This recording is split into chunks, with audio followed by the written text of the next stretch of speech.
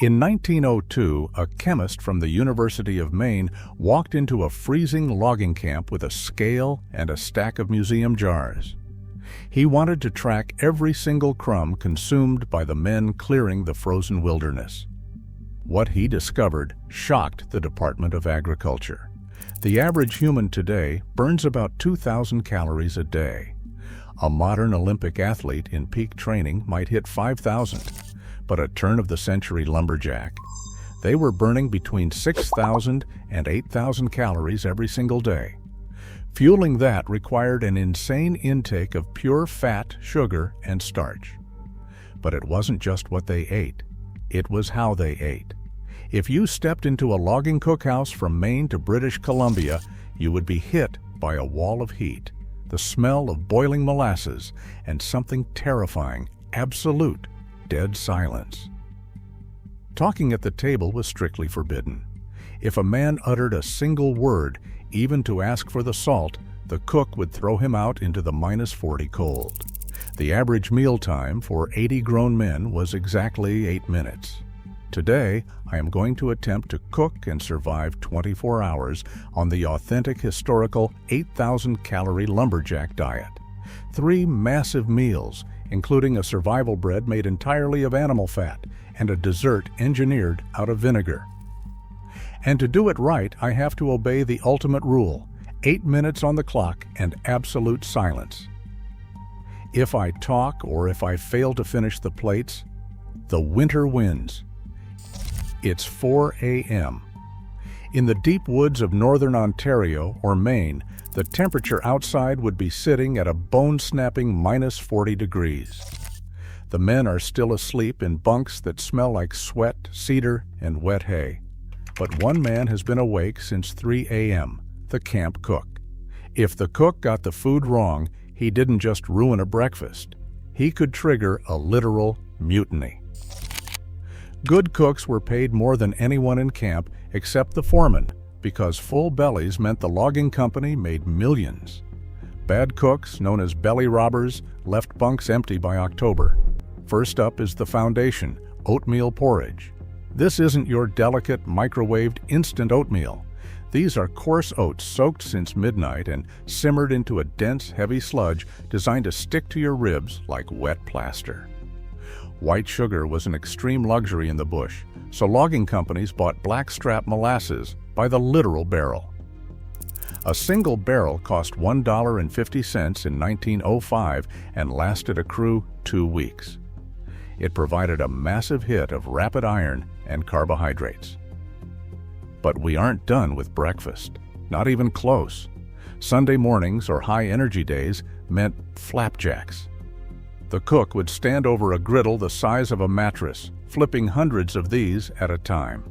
To get anywhere near my morning target of 2,500 calories, I have to consume this entire bowl of sludge, a mound of fried salt pork, and a stack of 6 dinner plate-sized flapjacks drowned in a lake of molasses.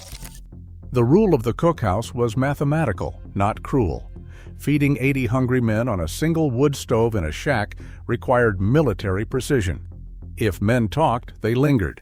If they lingered, the food got cold, the schedule broke, and the saws stopped cutting. You sat down, you shoved food into your face, you got out. The ticking of the clock is incredibly loud when you are eating in complete silence.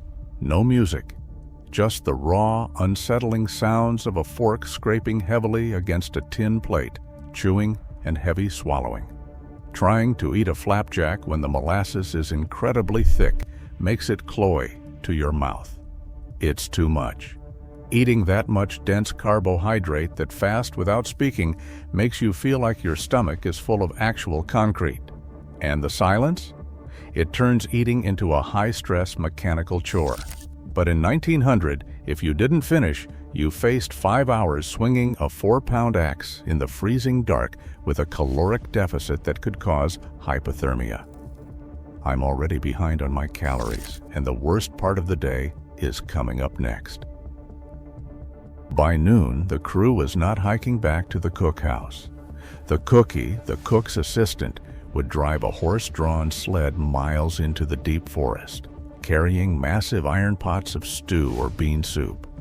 The men would stand knee-deep in the snow, wrapping themselves in blankets from the bunkhouse just to stop shivering while they scooped hot fat into their mouths. You ate fast, or your food froze solid in your tin bowl. But on days when the crew was moving between remote cutting sites, there was no fire. There was no hot soup. You ate whatever was stuffed inside your wool coat pockets.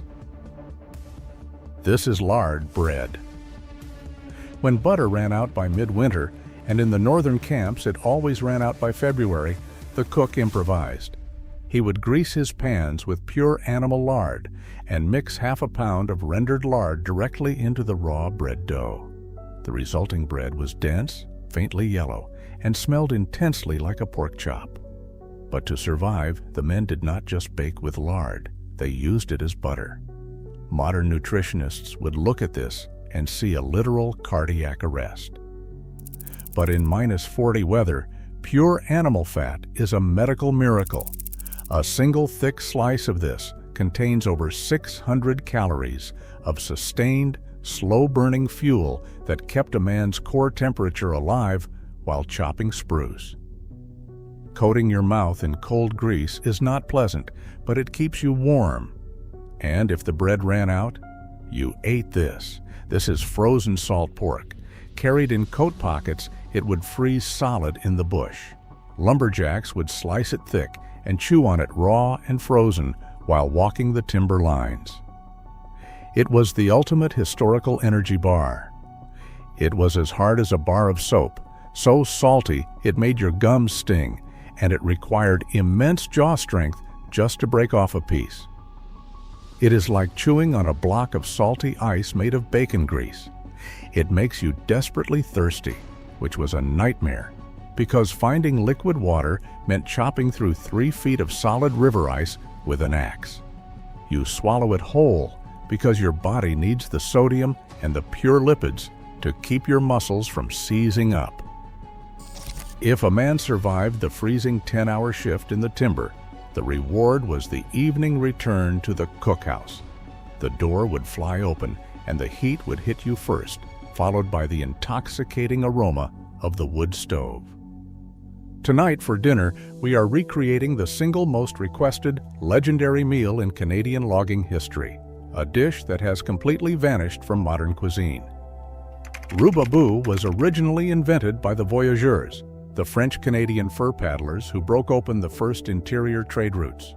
From the canoes, it traveled directly into the first logging camps north of the Ottawa River.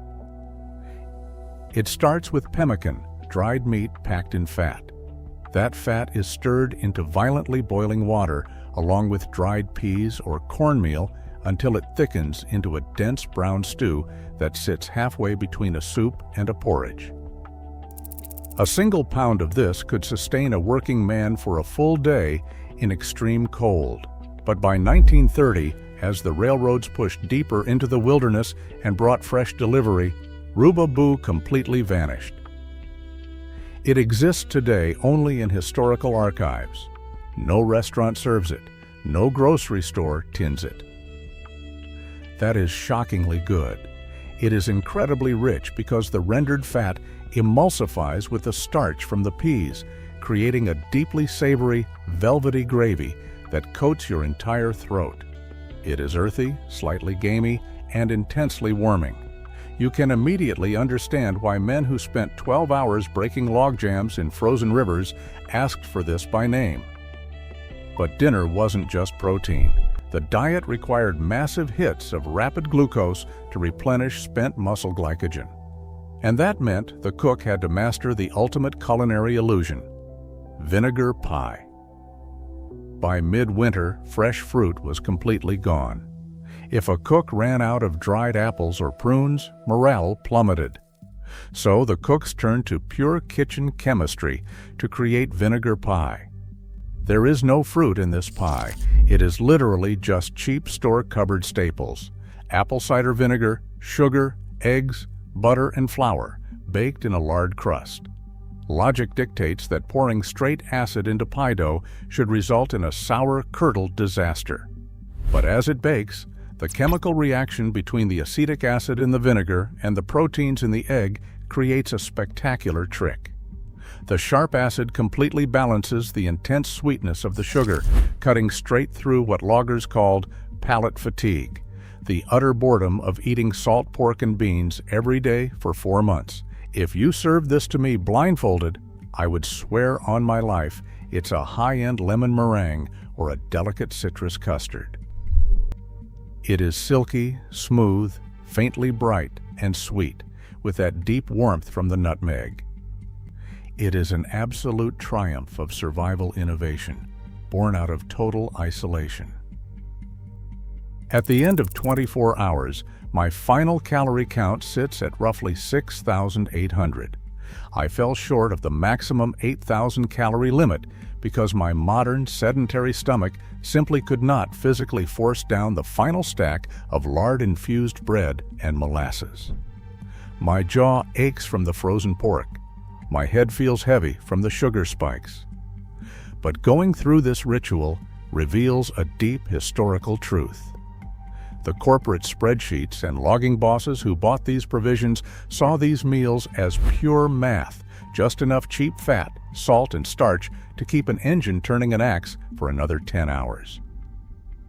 But to the men in those frozen shacks, the food was something else entirely. The camp cook wasn't just a bread maker. In a place where the cold could split the iron handle of your tool and freeze your beard solid before dawn, the cook shack was the only warm thing left in the world. When the cook brought out the fresh sourdough bread, the smoking hot pots of rubaboo, or a golden wedge of vinegar pie, he wasn't just selling calories. He was selling memory. He was selling the illusion that a world of lamplight, comfort, and home still existed outside the relentless snow. The logging camps are long gone, cleared away by the very towns they built. But the ingenuity of those kitchens lives on in every cast iron pan we season today. Let me know in the comments below which of these forgotten historical survival dishes you would have the courage to try. Write it down, because food history disappears quietly, one kitchen at a time. Stay curious.